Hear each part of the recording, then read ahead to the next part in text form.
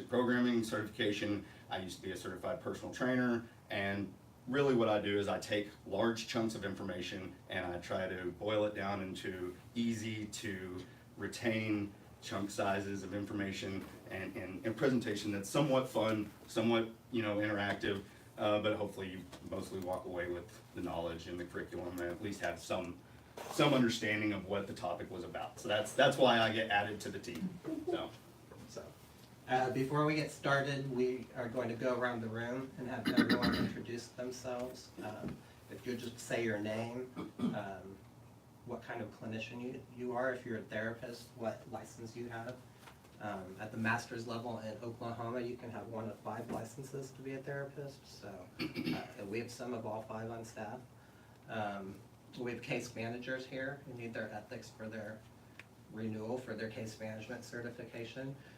We have at least 1 graduate student counselor in training joining us virtually today as well. So we will start with you, Derek, and we'll just go around the room real quick. Okay, Derek Woodbury. I'm a licensed professional counselor, supervision, and improvement life for about 7.5 years.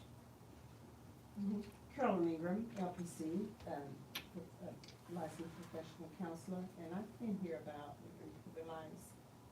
6 or 7 years as well. Yvonne Lewis, certified brain spotting therapist, LPC, been here about 5 or 6 years. And Yvonne was one of the very first certified brain spotting therapists in the state. So It's a very cool modality. Love it. Yeah, it's cool. So we're starting to get some more. So that's good. Yeah, it was very interesting. You were the first person that I heard about having that, and so I did a ton of research on it, and I was just like, man, that's real cool. So I've recommended your for several people. Thank you. Deborah Tommy, LPC. Trisha Crace, LPC. Amanda Hardy, LPC. Carol Short, LPC. Christina Wilson, LPC. Marion Mobley, LPC. Sandra Armstrong, case manager 2, and I've been here since 2016 or 2017. So it seems like of all the therapists, we have all LPCs today. Which is probably because LPCs, continuing education, we have to have turned into the state by the end of June. And ethics is required for everyone, and we got this approved through the board to do the ethics for that. So. And unfortunately, I'll be in Italy in June, so we couldn't do it in June. Yeah. No last minute. You could fly us all into Italy. Yeah, right, yeah. I mean, we talked about it, but Kneale just wasn't willing to spring for his effort. So those of you that are virtual, if you can one at a time, unmute yourself and introduce yourself as well, and hopefully we can hear you. Hopefully you can hear us. We'll try to speak loudly so that you can hear us as best you can. I know it's going to be difficult for you to see the screen behind us, the presentation, but. We will send out the PowerPoint to anyone who wants it, though.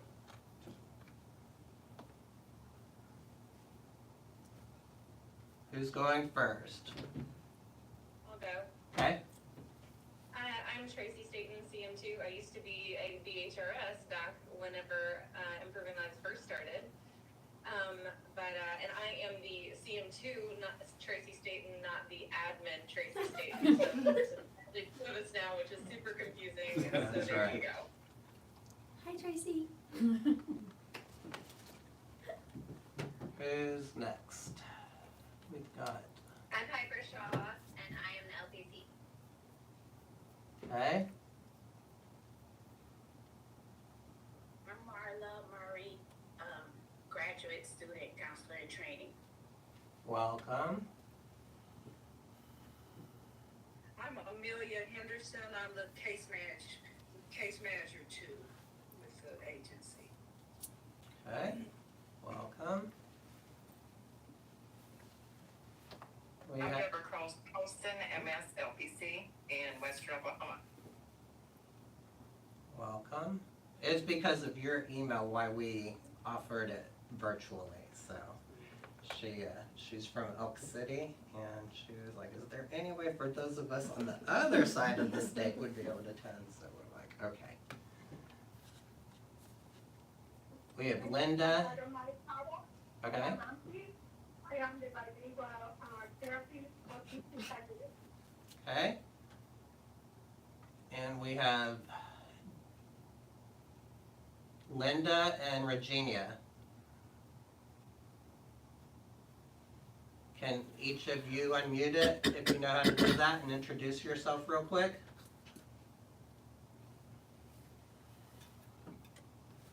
I'm Linda Rogers, LPC. Welcome. I don't, we have too many people and I can't see everyone all at once, so. I know Regina's on there. She's a case manager, I believe a case manager 2 with us. And then I did see Kelly, who's also from Elk City. I saw that she logged off. I don't know if she's having problems or not. She may be back, I may not, just not be able to see her. As far as I know, I think that's everyone that's on virtual right Okay. now too. So Welcome, thanks for joining us. I want to get my camera video started and then we will get started with the presentation. I did want to say thank you so much Your for head's doing kinda this getting cut off. virtually. I Is it? really Yeah. Awesome. appreciate it. You are very welcome. Thank you. Awesome, thank you so much. There, and video.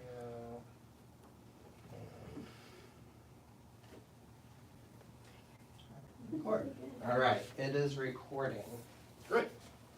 So, we've done the introductions.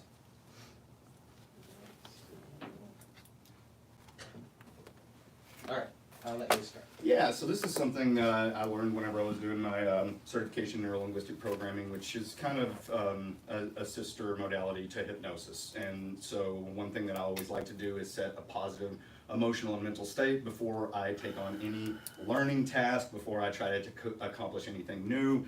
And typically what I like to do is I like to get everyone to try to remember a time whenever you were proud of yourself or you accomplished something.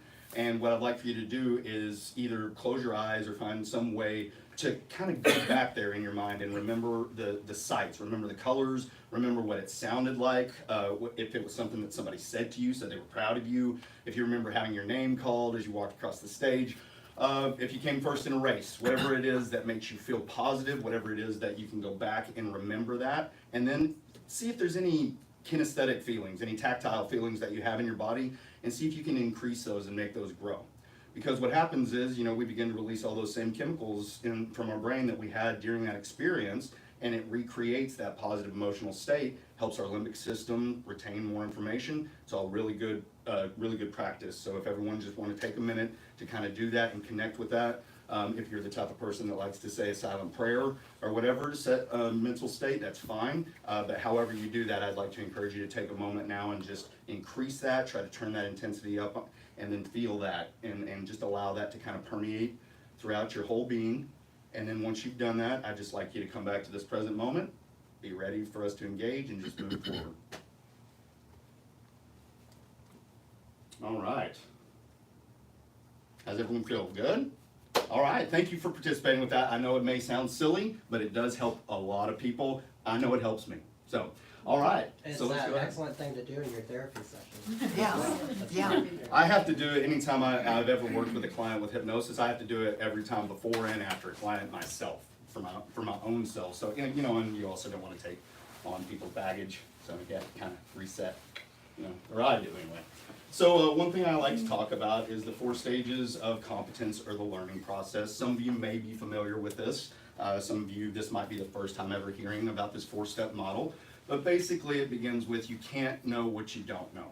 So that's unconscious incompetence. We can't know what we don't know. So if I'm unconscious of a thing, I'm obviously incompetent at it, or don't have the competency to speak on it eloquently. So that's your first stage in learning anything. So remember, if some of this stuff is new, like we have words like beneficence and things like that, if that's the first time you're really hearing it, don't get too wrapped up in retaining how to spell it and the definition. Just kind of remember that this is beginning of the learning process. So this is the first time hearing about it. You're not going to be 100% accurate and good at it first time out of the box. So that's the first thing to remember. But then Let me just give an example of that real Sure. quick. So if you've never driven a car, sure.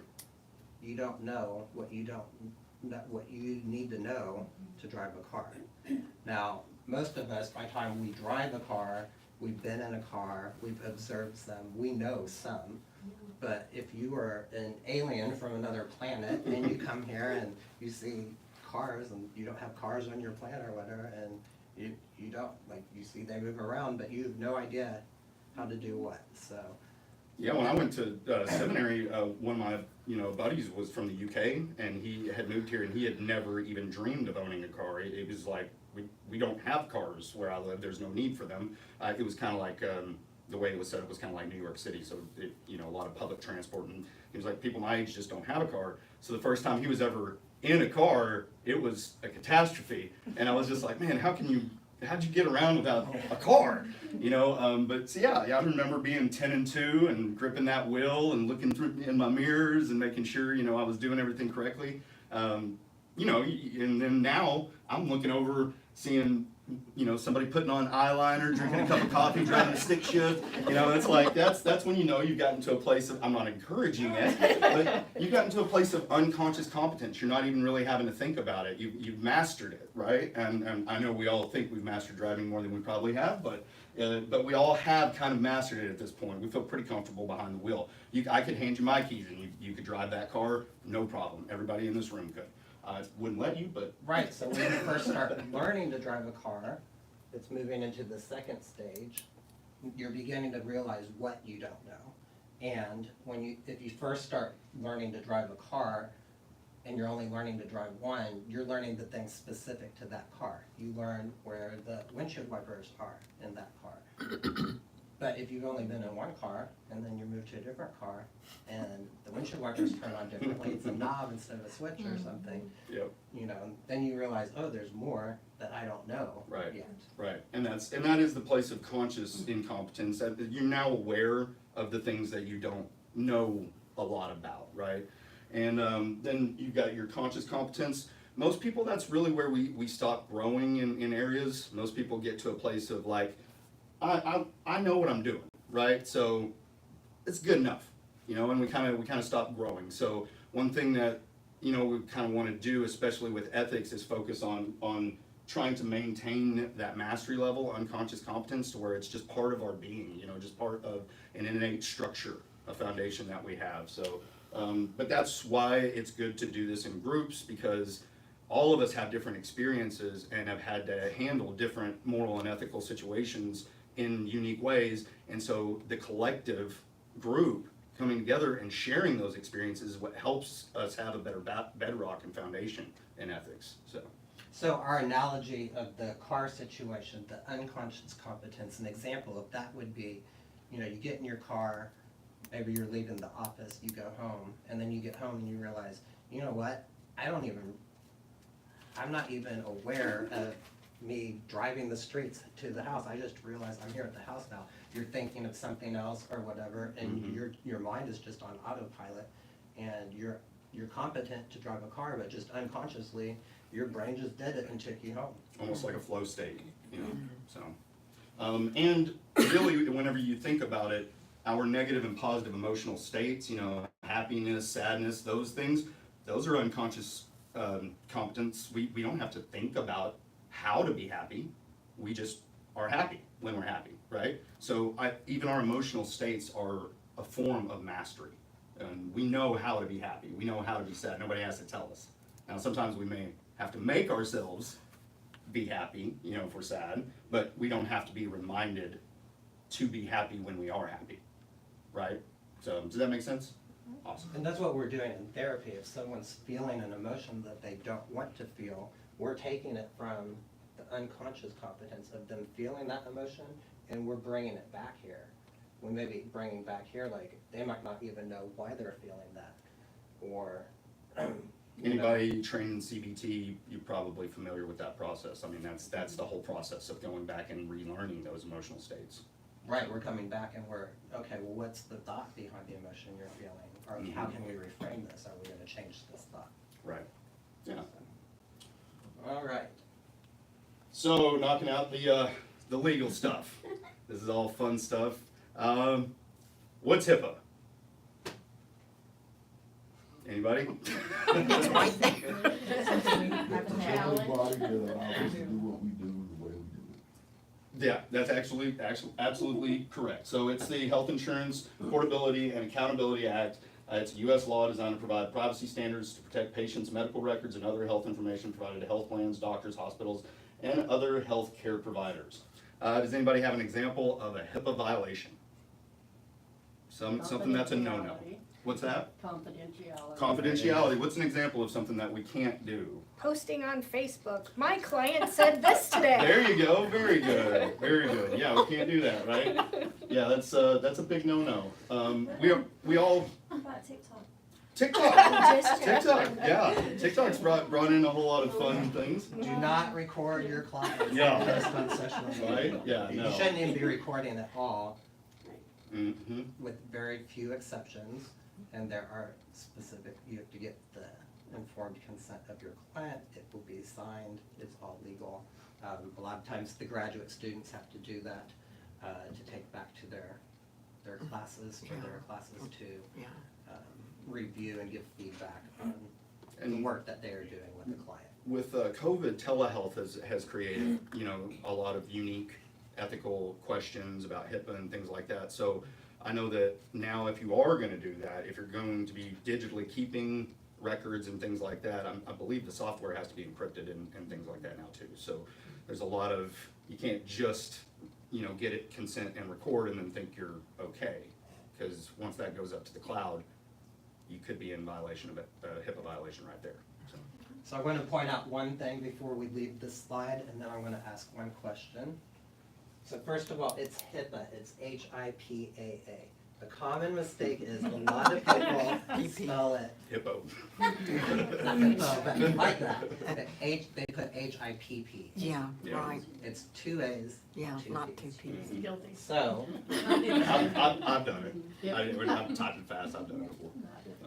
so the question I want to present to you is, because of COVID and rule changes and stuff, the federal government relaxed HIPAA Mhm. standards and stuff.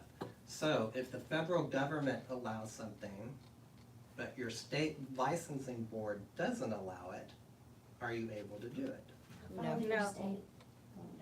Follow my agency. Well, yes, I'm where you teaching. work, you should follow agents. Follow So the board. particular places where you Yes. work may have their own standards that cannot violate state law or federal law. But they may have more strict standards than what the law allows. But yes, you have to follow the standards of the licensing board in your state. So, when they were doing this, I had seen in a mental health professional group that I belong to on Facebook, and there was a group that was doing something that at one point wasn't allowed. And so I messaged them. I didn't call them out publicly, but I private messaged them, and I said, how are you doing this? And they said, well, the federal government has relaxed this rule, this standard, whatever. They are allowing it. And like I said, at the master's level, you can have one of 5 licenses in the state of Oklahoma to be a therapist. And this clinician was not an LPC, so different licensing board. So I don't know the other licensing board rules as well as I know the LPC, because I myself am an LPC, so those are the ethical rules I have to follow. But I knew that the LPC board did not allow it. And so I told this provider, as an LPC, our board doesn't allow it. You may want to check with your LCSW board, because if they don't allow it, you shouldn't be doing it either. And I don't think they really cared. I think they're just like, well, the federal government allows it, so we're gonna do it. And I'm like, if you get caught and your board doesn't allow it, you can make that argument with the board. But I would not go against what our board says just because the federal government allows it. I don't think the board would accept that as an Excuse argument. me, Yes, Kneale, uh-huh. I'm sorry to break up the meeting, but for the sake of us that's on Google's Meet. Uh-huh. Could y'all put that microphone a little bit closer to yourself? So I we can do hear that, better? yes. That would really help a lot. Okay, let me unplug this. My next question is, do you have a handout for this program that we'll get later on? Yes, For this ethics class? Okay. yes, we will email it to you. Okay, but I was really concerned about the clarity of the Let's presentation. try that. Hopefully you can see the screen a little better now, and hopefully you'll be able to hear us a little better now too. You're welcome, thank you for pointing that out. And Kneale, that brings up another good point that you were making. Oh. Yes? You know, I thought I was the only one at the beginning when you guys said something, hardly couldn't understand what you were saying down. It was very hardly, you know, so funny and thank you, Amelia, for saying that. Because I thought I was the only one. You're welcome. Thanks for letting us know. Did you want to continue with your? That's it, that's all I have for Okay. this one. But that brings up a good point. Most often today, whenever we talk about, like, if something's questionable, don't. Like, you know, I mean, that's gonna be a lot of what the consensus normally is like, if it's iffy, don't. Just don't do it. But, Well, and that reminds me, I mean, that's what comes up a lot when clinicians want to staff a case with me or something, and they wonder, you know, if it's something that's reportable, you know, does DHS need to be called? First of all, if you are aware of a situation where DHS needs to be called, they need to be called within 24 hours. So don't wait a week to staff it, you know, don't wait for supervision. That's when you send a text, and I'll, you know, get back with you as soon as possible. But if you're in doubt, you know, make the report, because they'll let you know if, you know, they can't do anything with it. But it's better to be safe and to protect your client and to protect yourself than it is not to make the call and then have a situation where that falls back on you. Now, when I first moved back to Oklahoma after I graduated with my master's in counseling, which was in 2003, at the time, in Oklahoma, a clinician had never been prosecuted for not making a hotline report that should have been made. That changed since then. There was a situation where there was a therapist in Tulsa where DHS did get called out to a home, and the therapist had been in the home earlier in the week and hadn't called DHS and was prosecuted and found guilty originally. Then it was appealed and that decision was overturned. So I don't know, besides that case, if there is, but you don't want your license in jeopardy either, so.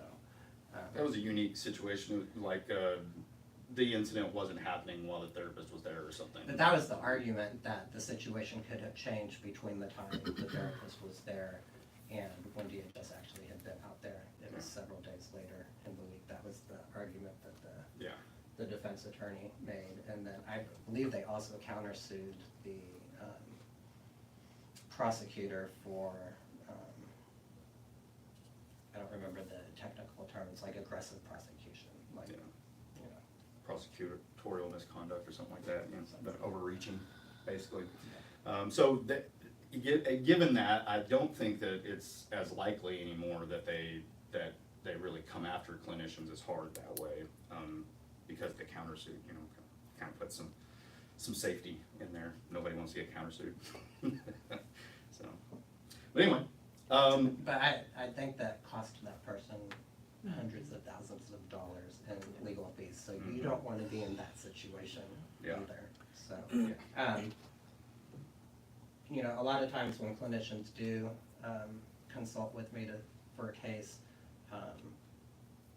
you know, a lot of times they know, and they just want to hear it from someone else and just to have that reaffirmed to them that they're on the right path and stuff. But I mean, there are some times, and I can't think of a specific case, but there are cases that clinicians have staffed with me where you know, where I say, this isn't something reportable, you know, so, and then they don't. Just one last reminder, since everyone here works with us, if you do make a DHS report, you know, document it in your progress notes, and then we also have the form on our website, and that makes it really easy because in the clinician section of our website, that way if we ever have to look up, we can just search by that form and they're all together. And that makes it a lot easier instead of having to find a client and go through all their progress notes and see if it was documented, if it was done. So. Anybody want to add anything to that? No? Awesome. Well, getting back to HIPAA, we can't really talk about HIPAA without talking about informed consent. So we're going to go ahead and cover that and the legalities around that really quickly. Did you want to handle this one? This is kind of your area. Sure. So we touched upon this when I was talking about, you know, graduate student counselor in trainings, needing to get informed consent in order to record a session. And so informed consent, we are explaining this to our clients when they do their initial intake paperwork. We are explaining the process to them, and they have to agree to receive services without duress. We're not forcing them, to, you know, they're not being blackmailed. So recently, at the federal level, a law was passed because people were complaining that they were getting bills and that they weren't understanding what the costs were up front. I don't know all the technicalities of that. I don't know if it necessarily applies at the therapist level. I know it applies to psychologists. We're conservative. Lots of times we do things to protect ourselves. I have examples of things we've done in the past before it became a requirement, and in the future it changed and it became a requirement, and we were already doing it. So those of you that are fully licensed, seeing clients with private insurance, that's why the private insurance is, what their benefits are, is verified before they start, and it's emailed to the person, and the person emails back stating that they've received that. So that's protecting ourselves, that they know what the costs are up front, so that, you know, if they have a deductible and they get, you know, get a statement later, you know, they can't say, I didn't understand, I didn't know what the costs were gonna be and stuff. What we're trying to do now is trying to get the costs up front. So that's why it will say in there, you know, this person has this amount of a deductible, so the first so many sessions you charge this amount, and then after that, if they have a copay or co-insurance, you know, if it's 20% co-insurance, then they pay this amount from then on. Or if it's just a flat fee for a copay, $35.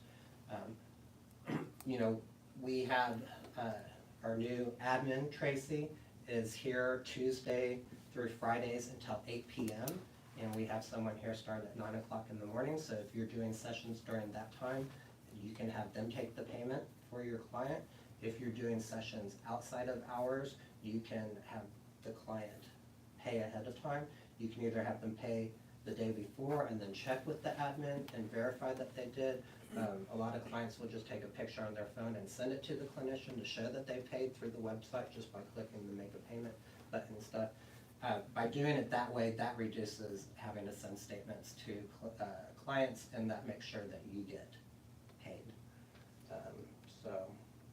One thing I always like to ask questions about with everyone are like exceptions to confidentiality.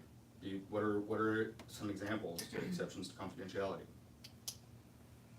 Making a DHS report. Absolutely. That's absolutely correct. Yep. So when I do intakes for clients, I go over 5 exceptions. So let's go around. And so Yvonne told one, and that's the first one that I tell people, is that we are mandated reporters, just like teachers. If we find out about abuse or neglect, there are 3 classes that are protected by that in Oklahoma. What are the 3 classes? Do you know who that applies to? Adults and children. Children. Seniors. Older adults. What's the last one? Self. LGBTQ+. Probably mentally emotionally challenged. They're just vulnerable. Adults who have a legal guardian. Yep. So that's the third one.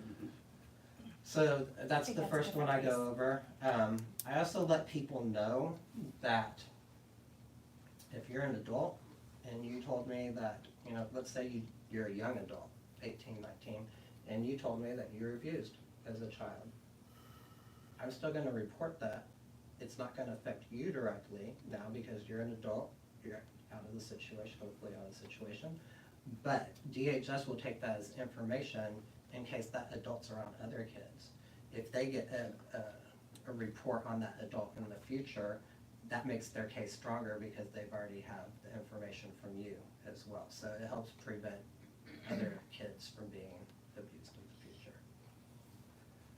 I also tell my clients, if you tell me about someone else that's being abused, even if that person is not my client, I'm still going to report it. I'm going to get as much information as I can and give it to DHS to report it.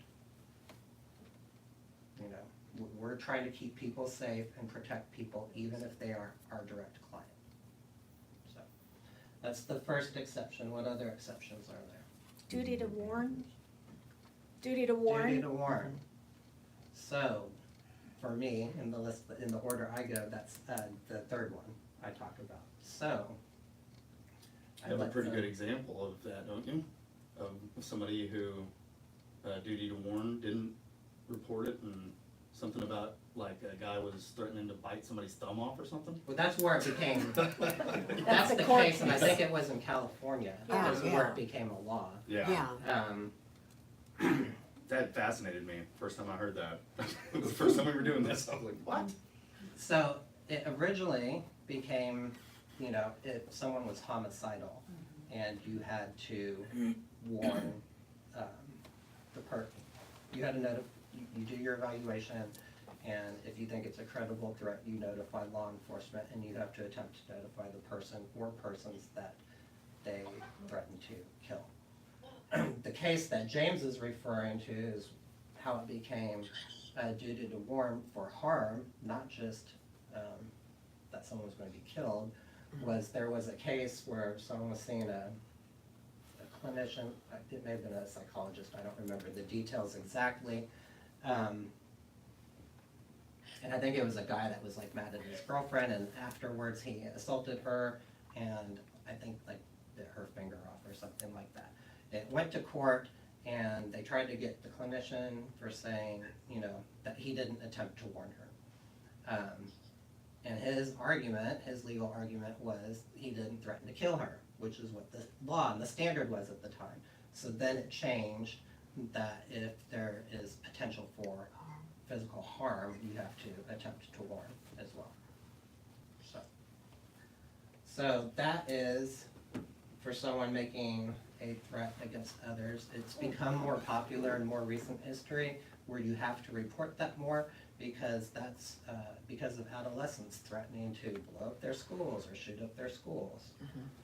So, Gotta take it serious. yes. What one's really similar to that one? That's a threat against someone else. Suicide. Suicide. So, if a client is suicidal, we'll go over this real quick. When you are evaluating, what are the primary three things we need to know in doing a suicide evaluation? Plan, Do they have a plan? access. That's number 2. Do you have the means to carry it out? Intent. Number 3 is intent. So, can someone have a plan without being actively suicidal? Yeah. Absolutely. So as you are gathering that information, the more, if they have a plan, if they have the means, and if they have the intent, the more that they have, the more serious it is as far as getting them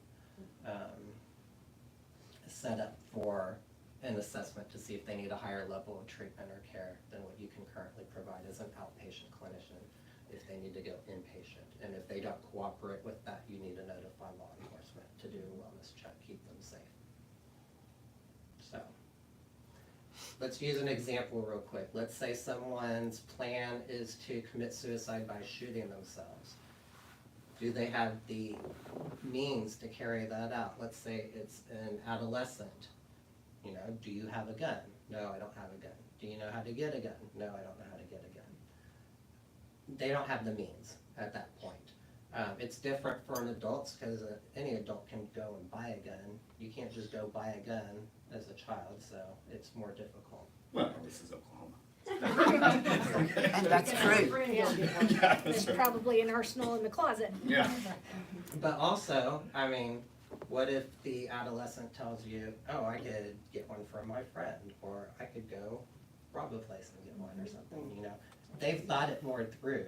They're, you know, they have the plan and they're thinking about getting the means, even though they may not currently have it. Sometimes people have a plan and a means, but they don't intend to act on it. In these situations, these are when you want to come up with your behavioral contracts and what they're gonna do if their emotional state changes. Who are they gonna reach out to for help? You or the police or, you know, Coates in Tulsa County or something like that. There is differing opinions on these behavioral contracts. In general, if someone signs their name to something, the research has shown people are more likely to do what they've signed their name to.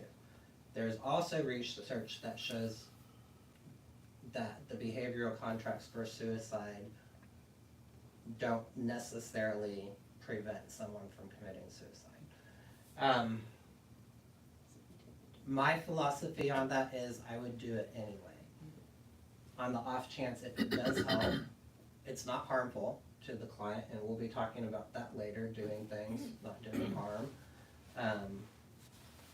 And the second thing is it protects you as well, you know. So, like I said, we want to protect our clients, but we also want to protect ourselves. If we do something to get in trouble, lose our license, we're not able to help people in that capacity anymore. So, is there anything else you wanted to mention on this page? Just in the informed consent, whenever you're doing it, that's also the time that you have to talk about, we talked about fees, but dual relationships, bartering, and things like that, boundary crossing, and we will get into that in great detail because dual relationships and bartering can be tricky. And so near the end, we really get deep into the differences between them, and we'll really talk about openly what you guys think and what you would do and what you wouldn't do and where your personal ethics are. And hopefully we'll all grow together. I don't want to move on yet. Okay. We only covered 3 of them. We're going to do the last 2. Oh, okay. But before we do those last 2, just to jump ahead a little bit, where he's talking about dual relationships, the need for dual relationships now has greatly decreased because of teleservices. In the past, there are situations in a rural environment where you may have some kind of relationship in a small community and you may be the only clinician available for someone in that community to see. So the dual relationships rules are not as strict as in a city where there's multiple therapists that someone can choose to see. Because of teleservices now, that is starting to go away. That person in that community, they have access to teleservices, they're going to be able to see a different clinician in a different part of the state. You don't need to have those muddy dual relationship things. So that's becoming much more clear cut than in the past. I wanted to add, because I'm in private practice also, I actually did an informed consent for dual relations based on the idea of COVID. Some of the clients I was seeing, or some clients, well, people that would become potential clients, didn't feel comfortable going in somebody else's office to see that, and they knew that I was a counselor. And it was like, well, if I could see you, that would be great. I want to go to somebody else's office. I was like, that's great, because we got a relationship. And he's like, well, I ain't gonna go do counseling if I can't see you based on the idea of not feeling safe with that. So I actually did call the board, and he's like, well, the informed consent is of such, that you've informed them what the situation is, and they understand the nature of therapy is going to be in this area, not that area, then they would be okay with it. So that's what I did, and actually I created a form to basically say, hey, there was a potential for a dual relationship. This relationship was not affected by a dual relationship. This was going to be a new one, so that the person who, based on the idea of COVID, those things, that this could be a them knowing that this could present that particular problem, so. Right. So Everybody understand, like everybody gets that, right? Yeah. Yeah, that's really I've cool, thanks for experienced sharing that. something like that. we're gonna get much more into that in the third hour of the presentation today. Because when there is that potential for dual relationships, there are very specific guidelines that you do have to follow. Sounds as like you did a were great saying. job. So, let's go over these other two, and then we're gonna wrap up the first. We will be taking a break at the end of each hour, so you'll be able to get up and stretch your legs here in a few minutes. Okay, what are the last two exceptions to confidentiality? Does anyone know? Last two categories. They're both legal. Subpoena. Oh, yeah. If a judge, if you get an assigned court order by a judge, you have to break confidentiality in that case. Or if you don't, you'll face the legal consequences. But yes, I let my clients know that up front. I also let them know it has to be a signed court order by a judge. It's not just getting a subpoena from an attorney. Of all the cases that I know here through this agency, as far as I know, all of the cases with the exception of two have always been a situation, it's been a divorce situation, where a judge has signed a court order requiring us to turn over records of a child or children so that the court can make the determination which parent should be the primary custodial parent. So, last one, it's a legal one as well. Does it have to do with DHS? No. No? It's been too long since I've given this presentation, I don't remember. What if you get sued by a client? Oh, that's right, yeah, if you get sued. Oh, You have a right to defend yourself in court. So, I let them know, if you, during the intake, if you would sue anyone that works here, they have a right to defend themselves in court. You have the right to break confidentiality to the extent that you would need to in order to defend yourselves. It's not just a free-for-all. You can't just be getting up there and trying to make the client look bad and providing details about their case that is not relevant to the court case, but you can to the extent that you need to in order to defend yourself. Turn this up a little bit so they can see this a little better. So when I tell clients about that though, I also let them know we've been in business as an agency for 12 years now, coming up on 12 years this July.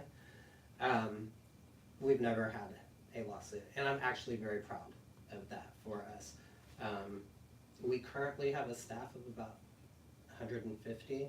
We have about 100, we have 13 locations throughout the state, so we have about 100 therapists on staff, about 20 case managers, about 20 undergraduate and graduate student, intern, and practicum students, and about 10 admin.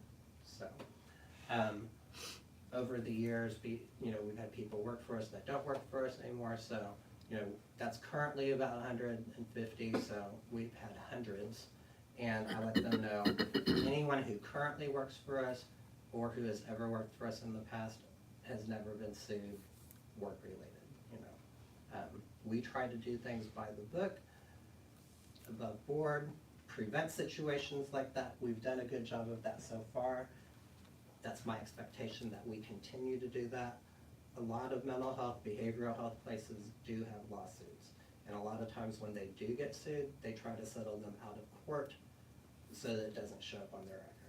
And so we've never even had any of those situations where, there's been a lawsuit where we've even had to try to settle out of court or anything like that. So, I let them know that that's a possibility of confidentiality that could be broken in that situation, but we've never had to use it here. So that, I think, helps people feel better Oh, yeah. about that. So, Yep. okay, those are the 5 exceptions, 5 categories of exceptions to confidentiality. You ready to move on? Oh, yeah. All right. All right, so what are we here for today? We might as well go ahead and define ethics. So It seems silly, but it's a good thing to at least have a clear-cut definition. So it's a noun, the moral principles that govern a person's behavior or the conducting of an activity. There are 5 ethical principles considered relevant to mental health care and counseling, and we do have the source sheets for where all of this information is cited. That will be available along with the PowerPoint presentation afterward as well. So we want to talk about, in the areas of mental health care, we're going to talk about autonomy, we're going to talk about justice, beneficence, non-maleficence, and fidelity. Does anybody want to take a stab at autonomy? What's autonomy?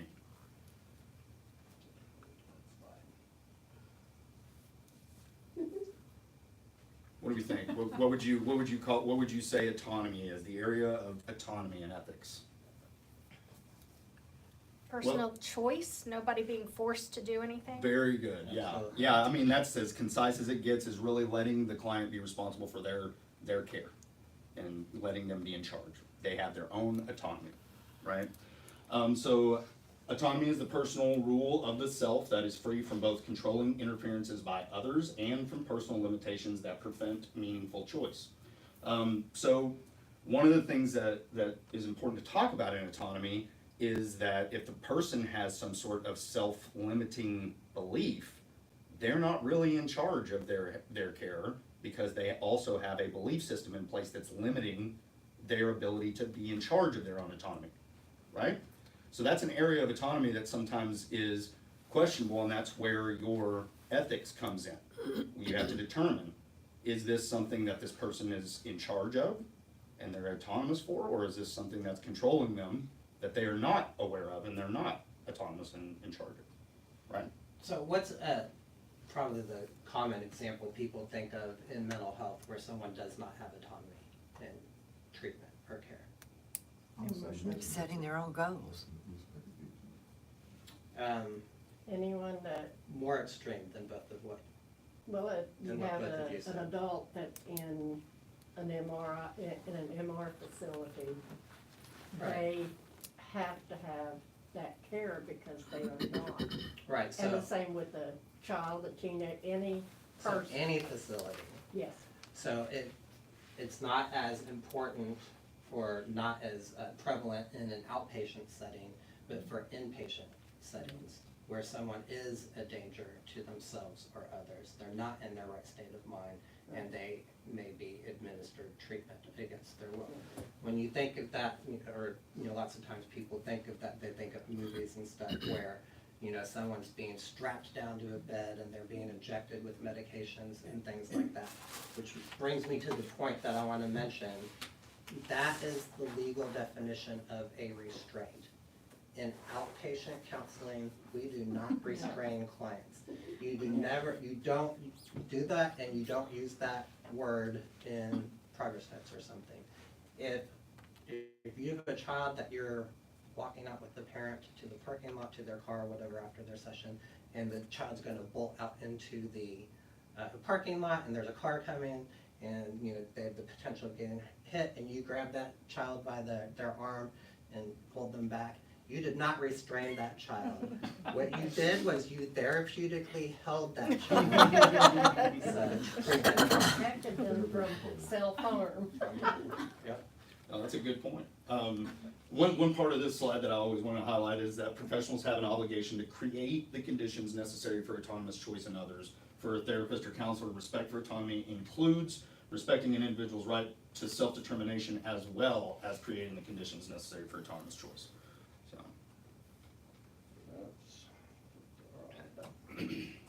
You broke it.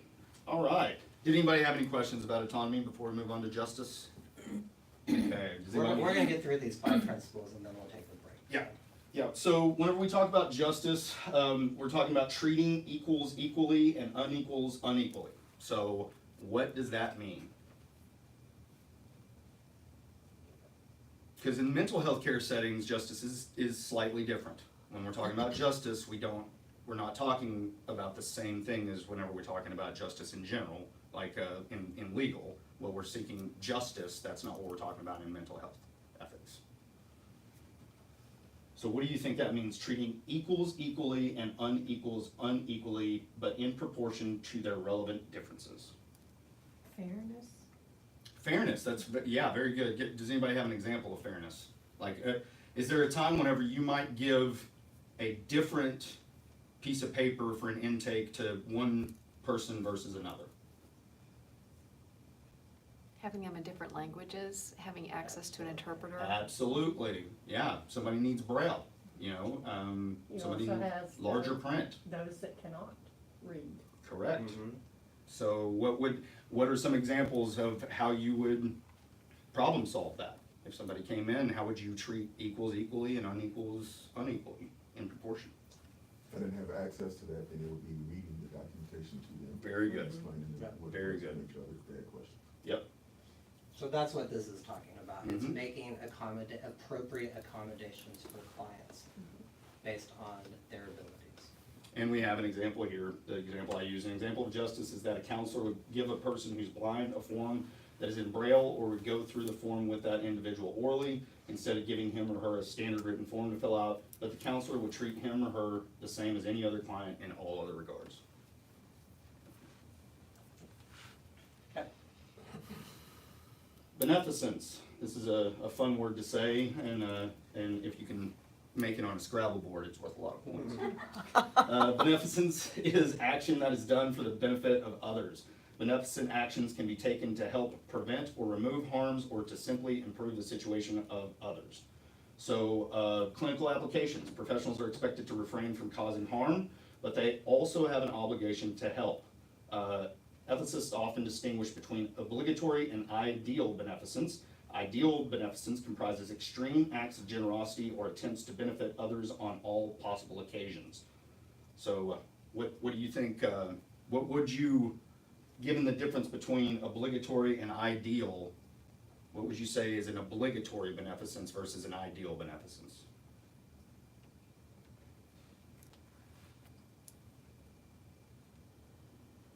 A situation where you have to do, Like telling a client you have to make a DHS report. okay? Letting them know that you're gonna have to do that and that that's something that you have to do for the good, to cause good. Yeah, So that's obligatory. that's obligatory. Now, what would be ideal? I think clinicians struggle or fall more into the ethical things with ideal Mm-hmm, beneficence. And it's not on the end of causing harm, it's on the end of causing good. mm-hmm. It's kind of like So- if you have a teenager or a child and you explain everything to them, that the confidentiality, I can't just go and talk to your parent behind your back if you're just telling me something that is, normal things. But if there is something to do with you being harmed by yourself or somebody else or whatever, I have to Right. let your parents know this That still Because falls it's on for the your- obligatory. benefit, right? Right. But also, So legally, on the other end, on the ideal, is a lot of times clinicians see the potential clients have Mm-hmm. of what they think would be good for them. So, And- here's an example. Let's say you have a client that smokes and you think it'd be beneficial for them to quit smoking. Is that their goal? That's where it comes into, we don't place our values. Yeah, almost crossing the line of autonomy in pursuing ideal beneficence and trying to do the best thing for that client. You have the best of intent, but you might be crossing that line of autonomy by pushing for this ideal beneficence and trying to get the best version of your client out of them. But if that's not what they want, that's, where does that come in as making a suggestion? So, let me do a short story real quick to explain this. And this is how I decided to go to graduate school. So, becoming a counselor was not my, the first thing I'd planned on doing. And so when plan A didn't work out, I wanted to be a doctor at first. I started medical school and I didn't like it, so I quit. And I'd wanted to do that since grade school, and so I never had a plan B. So when I went to college, the top two majors at the time getting into medical school were biology and psychology. I liked psychology classes, I majored in psychology. So here I am, I've left medical school, I have an undergraduate degree in psychology. What am I going to do? So I took a job, I'm living in Illinois at the time, and I took a job working as a psych tech at an inpatient substance abuse treatment facility. I worked on the adolescent campus. As a young adult studying psychology, my naive perception of psychology was, you're going to be working with people that want help, right? The facility that I worked at, almost all the adolescents there were court ordered to be there. They did not want to be there. So I'm working there and I decide if I want to continue working in this field, I don't want to stay a psych tech, I want to become a counselor. I need to go to graduate school to do that, apply to go to graduate school. So the essay I wrote to get into graduate school was, I said, I want to go back to school and I want to get more skills and learn more to how to help people, how to motivate people, that society deems that they need to do this, that they themselves don't want to do it. So that's an example. This is where these are not always clear cut. It's not always black and white. There are gray areas. That is an example of ideal beneficence. Here you have a client who's using drugs and they're at the point where they probably had legal consequences. They're in a facility. I don't know how much work or training you've had in working with addictions and stuff, but they say there are, once you become addicted, there are one of four outcomes. You're either going to end up in the legal system, you're going to end up in an institution, you're going to end up dead, or you're going to end up in recovery. Those are your options. So, in order so that to avoid the negative ones, the legal institutions, the mental health institutions are ending up dead, we are working with those clients and working on motivating them to change when initially they may not want that change. They just want to be left alone. They just want to do Their addiction. their drugs, their substances. That's all they want. So that's an example of ideal beneficence in a good way. Mm-hmm. I can give you an example of a totally different industry. Back whenever I was a personal trainer, everybody I saw needed to be on an exercise program and a nutrition program, because that's the lens, right? Like that's your life. That's what you do every day. So one of the reasons why it's important to talk about ethics in mental health care and to talk about this stuff is because this is what you guys do every day. I mean, this is your lens. You're seeing people every day that either want help, need help, something, and so the reason we talk about ideal beneficence is just like with me as a personal trainer, I'd look at everybody and be like, well, I know how to help you. You just need to get on an exercise program, get on good nutrition, you feel better, that'll fix your whole life. Because that was the lens, you know? So I think that's why we talk about it, that's why we discuss this, is so that our lens doesn't get too jaded, we don't start to cross those lines with ideal beneficence.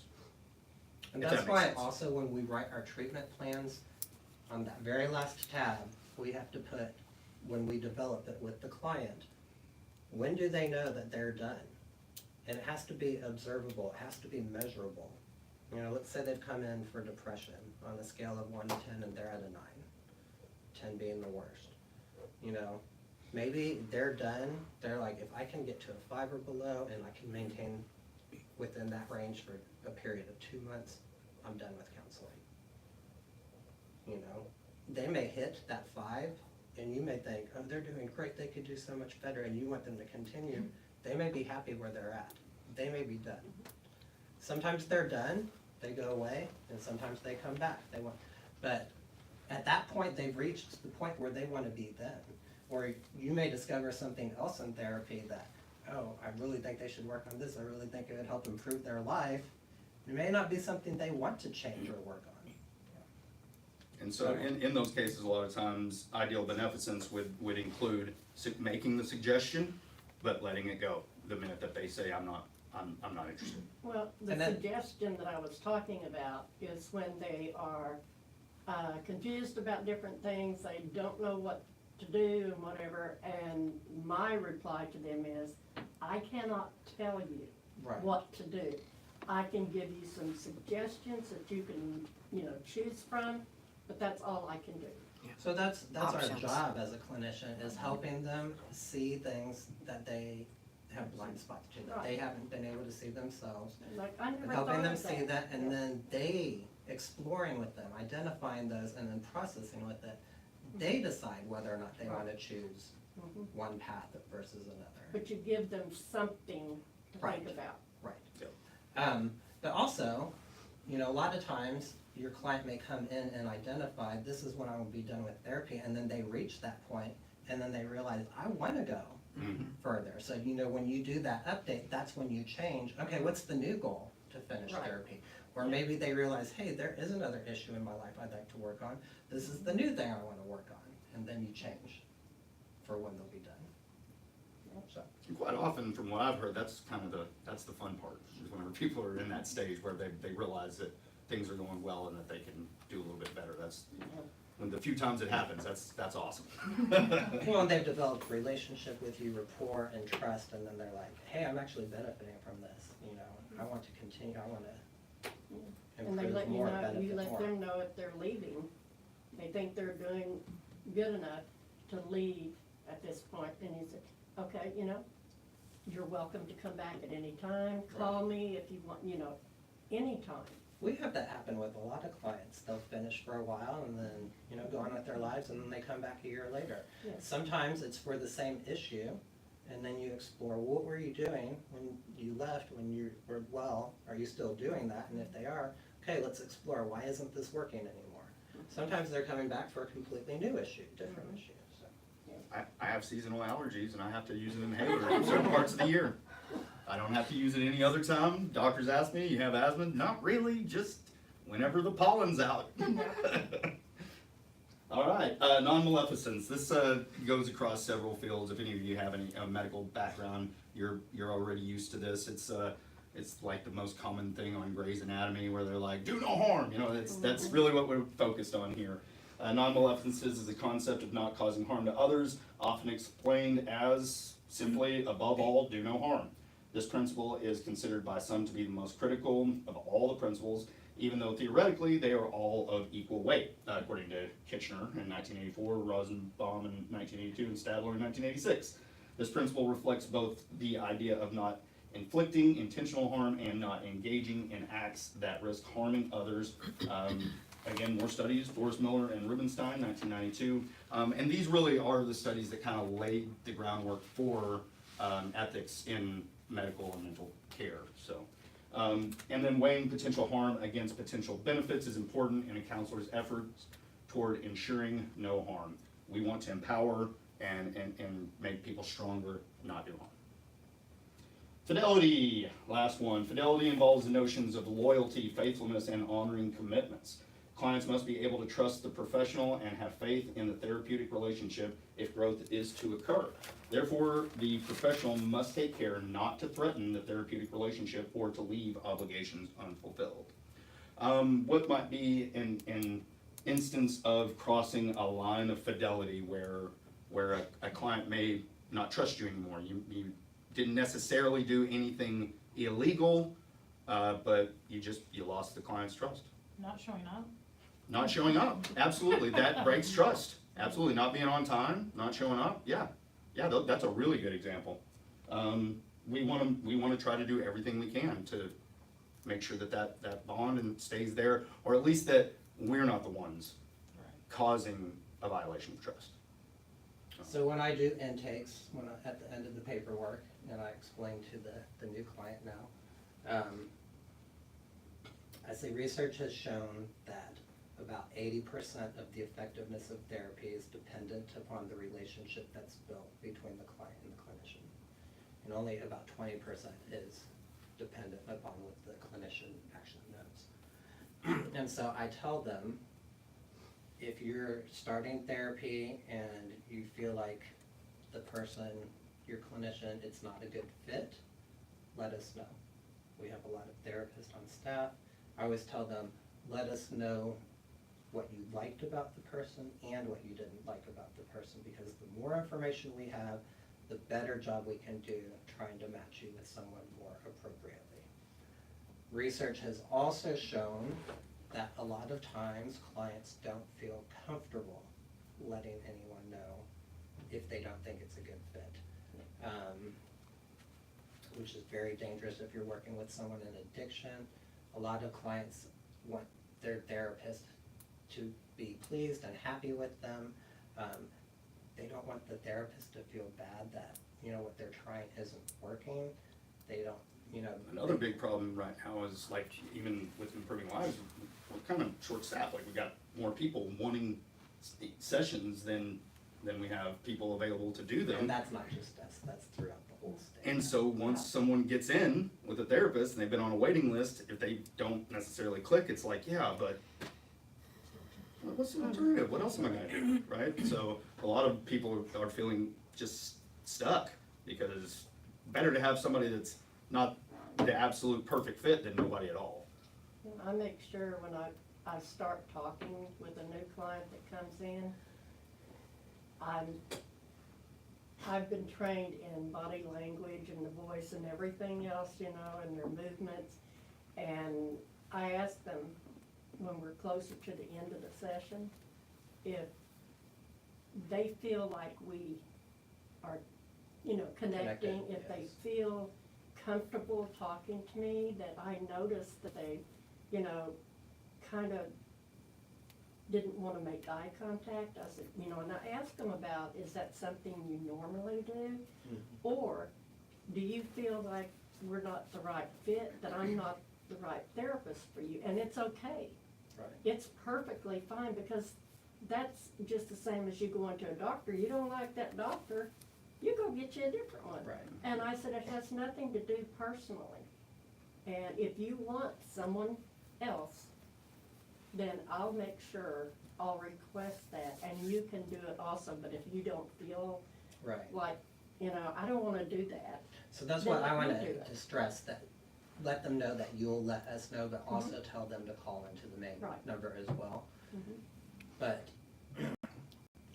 also, so I've had clients at that point ask me, well, is the therapist going to get in trouble if I ask to Yeah. switch? And I tell them no.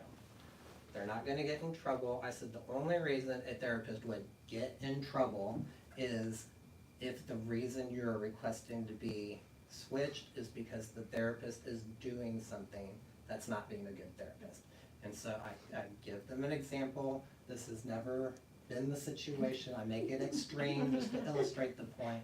But I say, if you called up and said, my therapist didn't show up for our last 6 scheduled appointments, which I don't know why anyone would keep coming, if that were the case, but I said, yeah, then the therapist would have a talking to at that point and finding out what's going on or whatever. But no, just because if you don't think it's a good connection, and in working with students, and I'm a state approved supervisor for LPCs as well, and working with licensure candidates and stuff.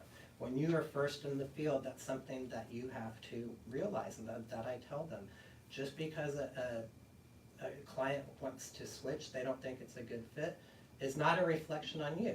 That does not mean you're not a good therapist. You can't take it personally.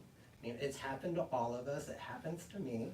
And so the analogy I use to illustrate that is I tell them, think back to the first room for, like, not a kid, but like, an adolescent or adult or whatever. Think back to the first romantic relationship you had in your life, and when you realized that it wasn't working anymore. Because most people don't marry the very first person they ever dated.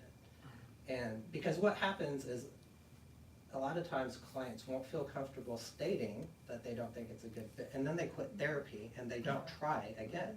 And then they tell people, I tried therapy once, it didn't work for me. When you apply that to the romantic situation, that would be like telling people, I tried dating once, it didn't work for me. And then you never go on a date the rest of your life. And then when I explain it to people that way, they're like, oh yeah, that makes sense, you know, so. You know, if someone goes and sees someone in a private practice, you know, there's not necessarily anyone else there to switch to if it's just an individual practice. Sometimes clients don't feel comfortable switching to another clinician in a small group practice because they don't want to run into that person again and stuff. You know, we have multiple locations, we have multiple clinicians, you know, we can try to help you out, and if we don't have someone, you know, then they can be referred out someplace else.